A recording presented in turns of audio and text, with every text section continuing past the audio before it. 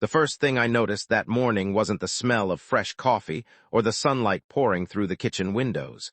It was my favorite blue shirt. It was hanging loosely over the woman standing in my kitchen, and that woman happened to be my CEO. My heart nearly stopped. Every memory from the previous night had disappeared into a terrifying blur. Before I could understand what was happening, she looked at me with tired eyes, held her coffee tightly, and whispered words that made my entire world freeze. She calmly reminded me about last night, leaving me wondering whether I had made the biggest mistake of my life or witnessed the beginning of something neither of us had expected. In that single moment, fear, confusion, and hope collided together, and nothing would ever be the same again. Before we continue, if you believe kindness, forgiveness, and second chances can completely change someone's life, please take a moment to like this video, share it with someone who needs hope today, leave a comment telling us where you're watching from, and subscribe to our channel, Kindness Legacy.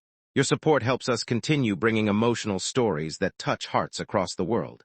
Ethan Mercer had never imagined that his ordinary life would collide with someone as powerful as Vivian Sterling. At 32 years old, Ethan worked as a senior software engineer inside Sterling Dynamics, one of the fastest-growing technology companies in America. Unlike many ambitious employees chasing promotions, Ethan's priorities were simple.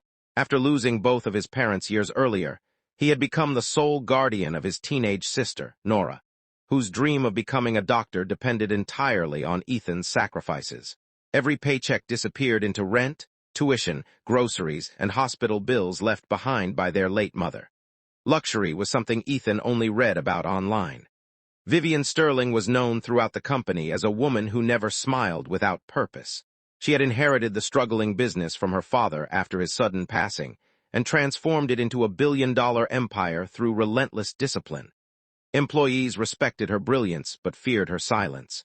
She never attended office parties, never shared personal stories, and rarely stayed in one place long enough for anyone to know her beyond the elegant suits and confident speeches. Although Ethan admired her leadership, they had spoken only a handful of times during his 5 years at the company. She knew him only as the quiet engineer who solved impossible problems without demanding recognition. The previous afternoon had been unlike any other. A severe storm swept across the city, flooding highways and leaving hundreds stranded. Sterling Dynamics had stayed open late because a major investor presentation was scheduled for the next morning. Ethan remained inside the office finishing emergency security updates while everyone else hurried home before the weather worsened.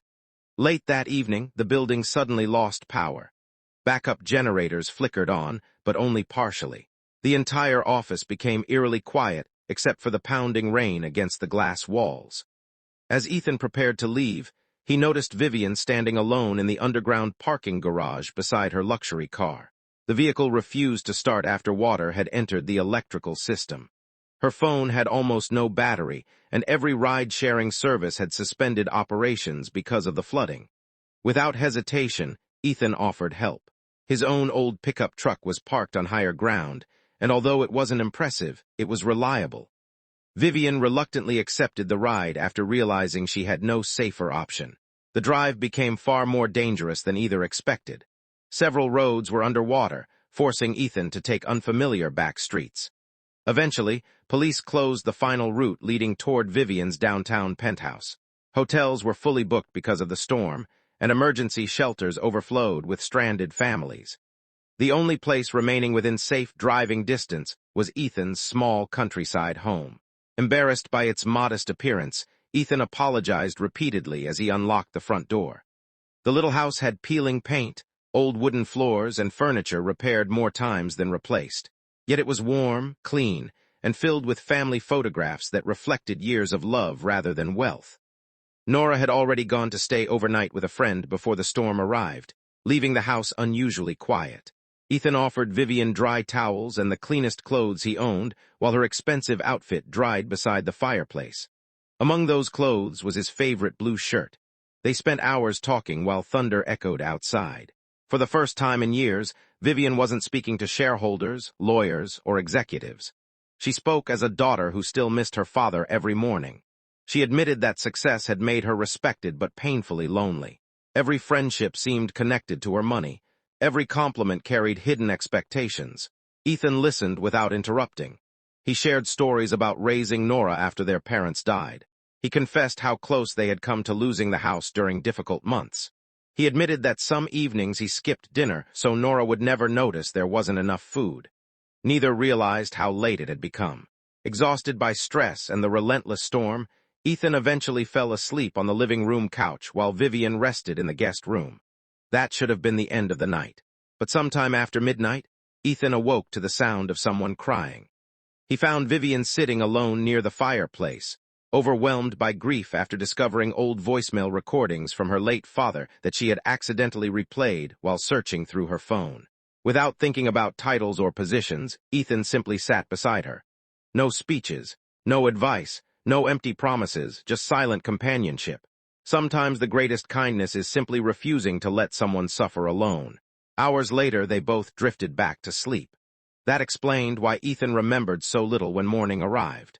Standing in the kitchen wearing his oversized blue shirt, Vivian looked nothing like the untouchable CEO everyone feared. She looked like someone finally able to breathe. Neither mentioned the awkwardness. Instead, they shared breakfast before the roads reopened. When they returned to the office later that morning, both quietly resumed their professional roles. Yet something had changed. Vivian no longer saw Ethan as another employee identification number. She had seen the man behind the job title. Over the following weeks, small moments began connecting them.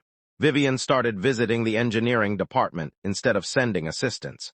She asked Ethan's opinions during strategy meetings. She personally approved funding for projects he believed could improve customer safety instead of simply increasing profits. Rumors spread throughout the company almost immediately. Some employees whispered that Ethan was receiving special treatment. Others accused him of manipulating the CEO. The gossip became so cruel that even close coworkers began avoiding him. Ethan considered resigning. Protecting his reputation mattered less than protecting Vivian's. He never wanted anyone believing she had compromised her integrity. When Vivian learned about the rumors, she surprised everyone by holding a company-wide meeting. Instead of defending herself with authority, she spoke about fairness, honesty, and judging people by character rather than assumptions. Without mentioning the storm or Ethan's home, she explained that true leadership required recognizing kindness wherever it appeared. Then she promoted Ethan, not because of friendship, because months earlier he had secretly designed a cybersecurity system that prevented millions of dollars in potential losses without ever asking for credit. Every executive confirmed he had earned the position long before the storm. The rumors slowly disappeared. Outside the office, Ethan's life remained difficult. Nora received acceptance into one of the country's best medical schools, but the tuition was impossible. Ethan secretly planned to sell the family home. When Vivian accidentally discovered the paperwork during a financial review, she invited Ethan into her office. She created a company scholarship program honoring employees who sacrificed everything for their families. Nora became its first recipient.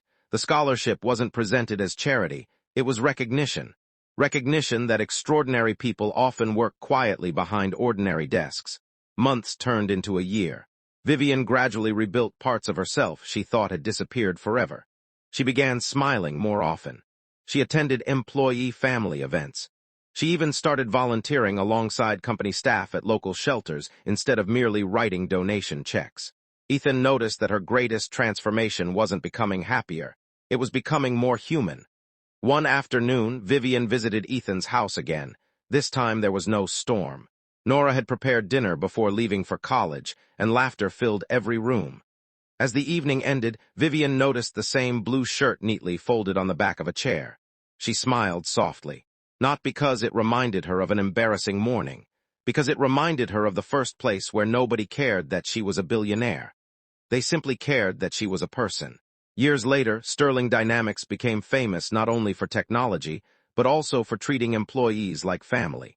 The scholarship program expanded nationwide. Hundreds of students achieved dreams that once seemed impossible. The small acts of compassion begun during one terrifying storm eventually transformed thousands of lives. Ethan often reflected on how easily that night could have ended differently. If he had driven past the stranded woman in the parking garage because she was the CEO, none of it would have happened. If Vivian had allowed pride to stop her from accepting help, she might have remained trapped inside the loneliness success had built around her. Instead, kindness opened a door that power never could. Their story became proof that the most meaningful relationships rarely begin with perfect circumstances. They begin with ordinary people choosing compassion when nobody is watching. If this story touched your heart and reminded you that kindness can completely change someone's future, please like this video, share it with your family and friends, leave your thoughts below, and subscribe to Kindness Legacy so we can continue sharing stories that inspire hope and second chances. Glowing star special request. Before you leave, please comment with the words, "Kindness always wins," if you believe one small act of compassion can change someone's entire life. Sometimes people spend years searching for miracles, never realizing that miracles often arrive wearing ordinary clothes, driving old trucks, or standing quietly in someone else's kitchen wearing a borrowed blue shirt. That unforgettable morning wasn't the beginning of a scandal. It was the beginning of two wounded lives discovering that true wealth is measured not by money, titles, or success, but by the kindness we choose to give when another human being needs it most. And in the end, that simple choice changed not only their futures, but the lives of countless others who would never even know the story behind an old blue shirt.